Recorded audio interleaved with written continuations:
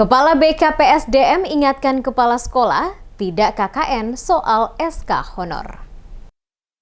Kepala Badan Kepegawaian Sumber Daya Manusia atau BKSDM Kota Ambon, Beni Selano mengingatkan kepala sekolah untuk tidak melakukan tindakan nepotisme dengan menambahkan keluarga mereka dalam SK honor guru. Selano berharap pengangkatan tenaga honor guru tahun ini dapat menyelesaikan persoalan honorer selama ini di Ambon, sehingga pengangkatan ini lebih memprioritaskan tenaga honorer. Dijelaskan, jika kedapatan ada kepala sekolah yang sengaja menambahkan tenaga honor sisipan, saudara, ipar, atau tetangganya dalam data SK honor akan ditindak. Dirinya juga meminta kepada semua guru honor yang saat ini memvalidasi data mereka jika menemukan ada kepala sekolah yang melakukan hal tersebut untuk segera dilaporkan. Sebab jika ketahuan tentunya akan berdampak bagi honorer itu sendiri yang sudah lama mengabdi baik di SD maupun SMP yang ada di Kota Ambon. Dijelaskan Beni, sesuai surat Menpan, seluruh kepala BKSDM diminta melakukan pendataan dalam rangka P3K,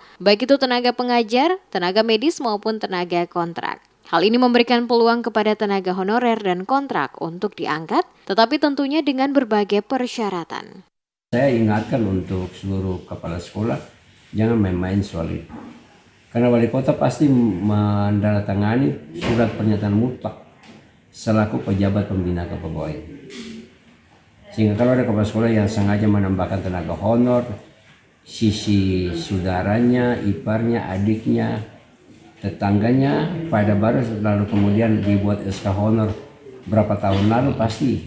Oleh karena itu sekolah saya minta dari tenaga honor di sekolah-sekolah, jangan diam kalau terdapat seperti itu, jangan diam, segera laporkan.